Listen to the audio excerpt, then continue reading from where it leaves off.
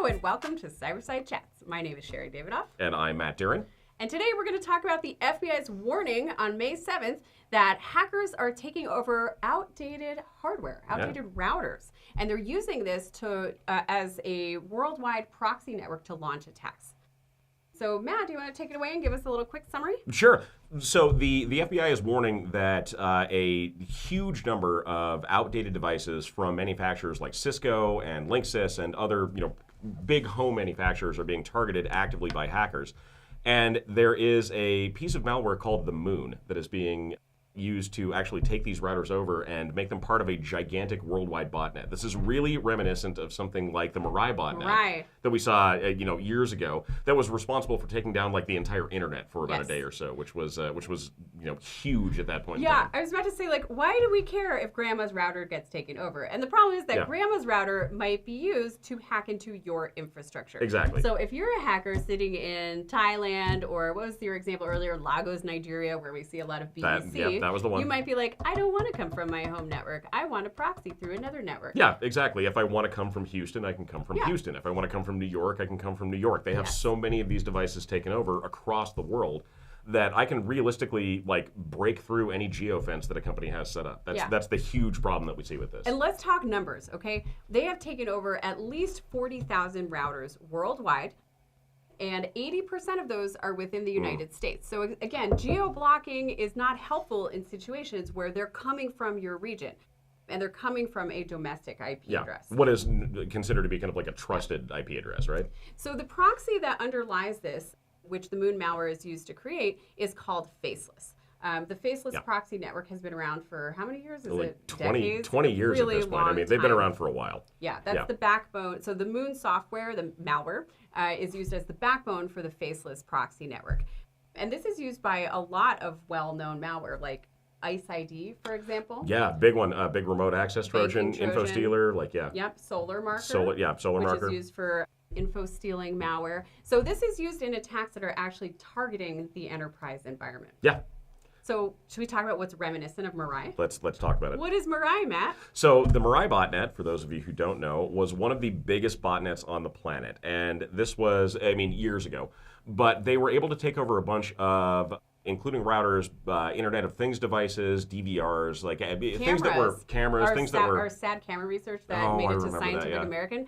We did that because the Mirai network was taking over tons of DVRs and camera systems because of default passwords. Yep. And then Mirai added in the ability to exploit basic vulnerabilities, and that's what we're seeing here. Yep. So these are older routers. They have known vulnerabilities that haven't been patched, an issue that applies not just at home, but of course to enterprise environments. Oh, sure, much. The FBI specifically said if your router is older than, say, 2010, you might have a problem. I think, you might want to budget to upgrade your router more than once in 15 years. I mean, if we're being fair, though, there's a lot of enterprises out there that, if they've got a router that's been in place and has been working for that long, they are hesitant to replace those things. Well, let's face it, we're spoiled because we're living in the beginning of the internet age where, few things are older than 5 to 10 years. But I bet in another couple of decades, it'll be like, oh, I have a 30-year-old router I need to replace. Can you even imagine that?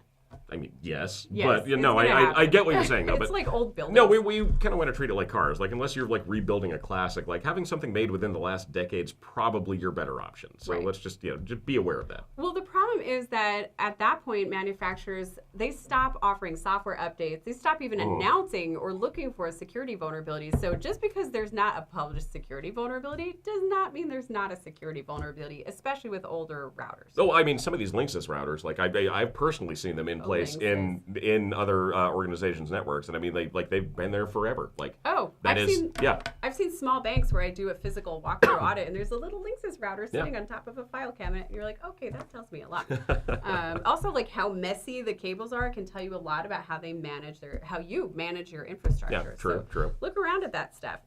But 80% of those infected devices are here in the U.S., which means it's a very effective proxy network for getting around your geo-blocking. So when we talk about things like defensive tactics, when we're looking at things like blocking unauthorized access to your network through either SSH, remote desktop protocol, VPN, or whatever else, one of the big things that a lot of people ask us is, can I use geofencing to do that? Like, can I restrict South Africa? Can I restrict Russia? Can I restrict all of these countries around the world? Yeah. And of course, the answer is yes, you can do that. But that's not going to stop the hackers. But no, with a network like this, I mean, if they want to come in from Seattle, they can. If they want to come in from Missoula, Montana, they probably can. Let's be honest about that. And the Faceless proxy network is helpful for criminals because it doesn't require authentication. So really, any criminal that wants to use it can. Yeah, it's open at that point. Okay, so we need to talk about Operation Moonlander. Ooh, Operation Moonlander. These names. I love the name for it, yeah.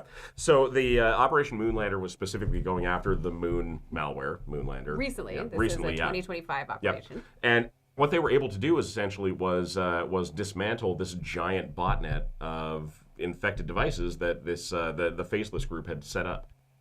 Now, will that be the end of these kind of proxies? No, it will not be, but it'll be the end of this one, at least for a little while. Well, and I know they also dismantled the markets that were selling it, correct? Yeah, so it was 5-Sox and AnyProxy were the big markets that were selling access to these networks. And again, this is similar to like darknet marketplaces where, I mean, yes, they took those down, and that's going to create a slowdown in the adoption and purchase of these networks, but it's not going to stop them. Well, these hacked devices are still out there. And outdated devices are still out there, so they're going to continue to be used, if not for the Faceless proxy network, for some other one until Grandma buys a new router. Yeah, exactly.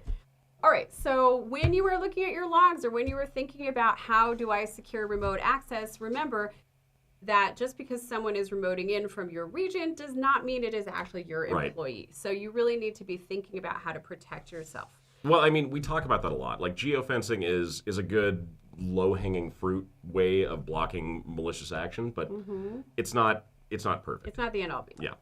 All right, so what are our big takeaways? Number one, replace your outdated routers. And I would say encourage everyone you know to do that. Yeah. Because how your family and friends maintain their routers actually does affect us, whether you're a bank or a hospital or a school or whatever. Our whole ecosystem is interconnected. Wow. I think it's true, though. It really is true. So replace your outdated routers, not just in the enterprise, but encourage everyone you know to do that, whether it's in the business environment or at home. Sure.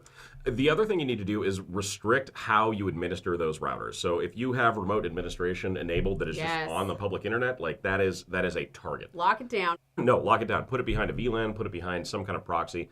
Make sure that the administration portal for your router is not just out there for anyone to try to gain access to. Because if it's out there, I mean, even with a reasonably secure password, I mean, people are going to try to brute force that interface, and they will make it into that device. So, yeah, again, just protect yourself. Very basic stuff. In your personal life, if it doesn't need to be remotely administered, turn it off so no one from the outside can break into it. If you can physically go get it, great. Patch and harden your infrastructure. So if software updates are available for routers or other network devices, make sure you are applying them on a regular basis. Well, you get the good ones. I like the next one. Can I steal it? I mean, please go ahead.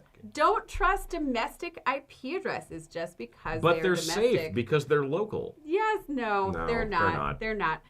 So make sure that you're looking at other factors to determine, is this proxy traffic? Is this associated with known bad IP addresses or things like that? No, there are organizations out there that actually track proxy traffic, and they can tell you. I guess Shodan's a really good example of that. Like they actively track proxy traffic. So if you are able to, I mean, integrate that into your defense strategy. If you can integrate that into your firewalls, into your routers, into your other forward-facing defensive technologies, I mean, do it. It doesn't cost you anything in most cases. Like a lot of times, it's just a free API feed. And they can tell you if the traffic coming in is being proxied through someone else. Like there are some dead giveaways for that. Yeah, so that's our next takeaway, is just make sure you're keeping an eye out for that and integrating that into your threat intelligence. Right. And finally, report suspected compromise. It's really helpful for all investigators if you report any known or suspected compromise to ic3.gov and include anything like IP addresses, timestamps, device types, things like that, so we can continue to try to track this down. Really exciting that law enforcement was successful in Operation Moon Landing, but attackers will continue to hack into outdated devices, so make sure you're addressing those risks. Right. All right, with that, this is Cyberside Chats. Thank you so much for tuning in, and we'll see you next week. Thanks, everyone.